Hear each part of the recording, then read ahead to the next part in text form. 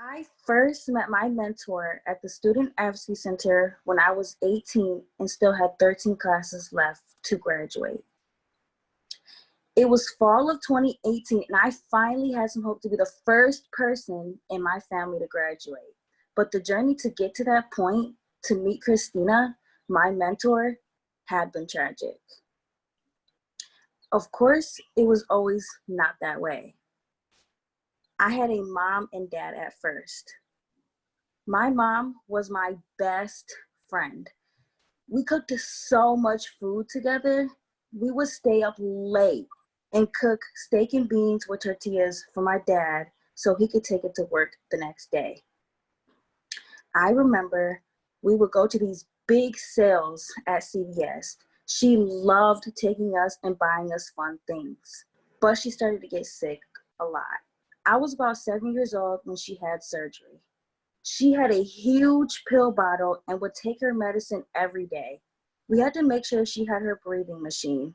No one really told us what was going on. A lot was hidden. It was scary. On September 18th, 2009, my mom said, "I'm going to give you your birthday gift early, just in case anything happens."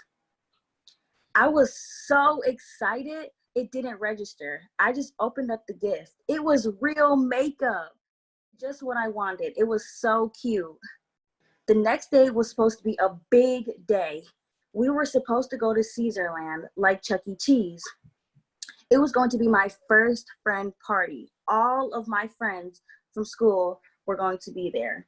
I went to bed early just so the day could come faster. It was like 4 or 5 in the morning when my dad woke me up and said, "Get your mom's breathing machine." I went to her room. Her lips were purple and blue. My dad was on the phone with the ambulance.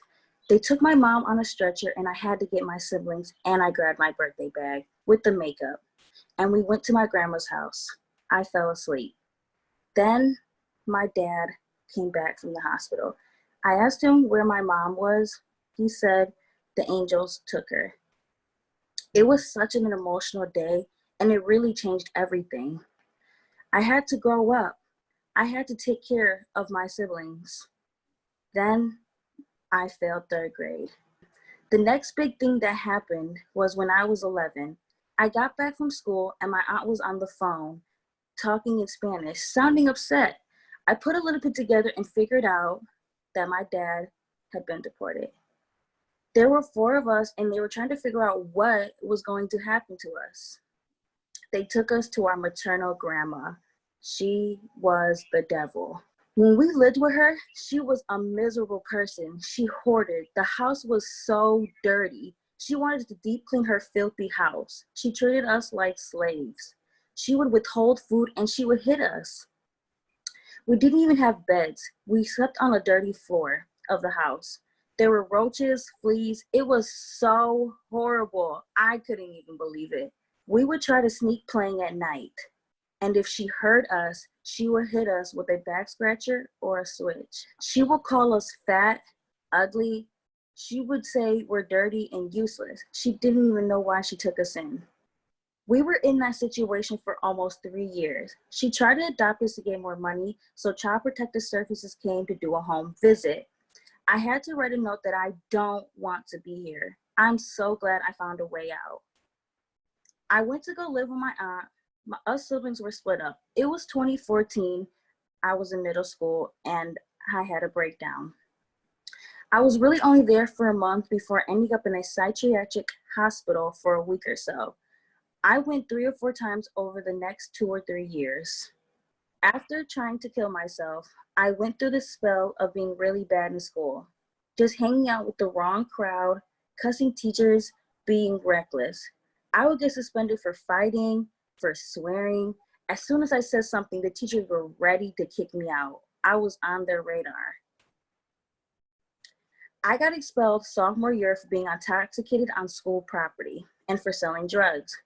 I was facing criminal charges, so my aunt sent me to a boot camp called the Michigan Youth Challenge Academy in Battle Creek. It was a behavior modification program. If I got caught sleeping in class, I'd have to go outside and flip a monster truck tire all the way around the track. It was emotionally and physically hard, but I made long life friends there and got back on track academically.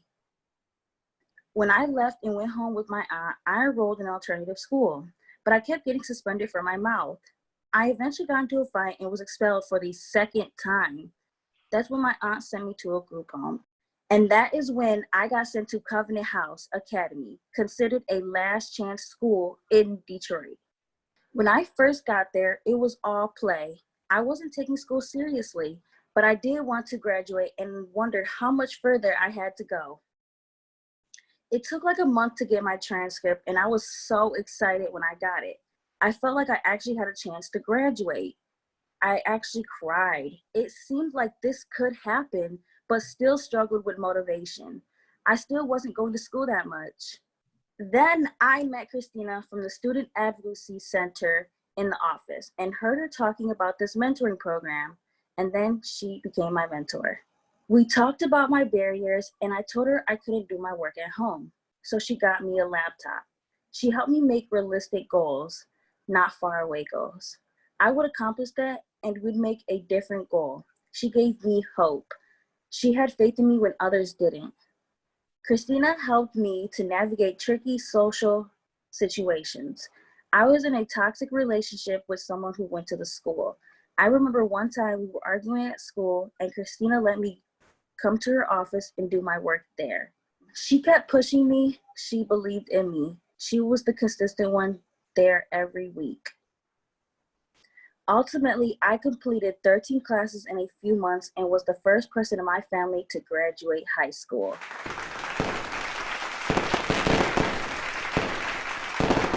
When I was younger, I didn't think I was going to college. I didn't have hope. I didn't believe in myself. Sometimes I'm still shocked when I think I'm in college. I just finished my first year in dental program. I had to finish my year in quarantine, navigating homelessness, and these online classes. But I did it. And now I'm about to be a sophomore. I've changed so much since that girl that would get kicked out of class and was angry at the world. I used to hate life. I didn't want to live, but I learned to look at the positive side. I love my life. I've grown wiser and I've learned.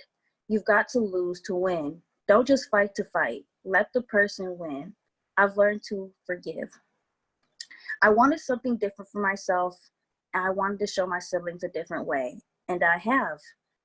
You know, one person can make you have so much hope and belief in yourself. Christina had faith in me when no one else did. I hope you have faith in students like me. There is a light and hope. I believe in that. We just need someone to believe in us and to walk with us.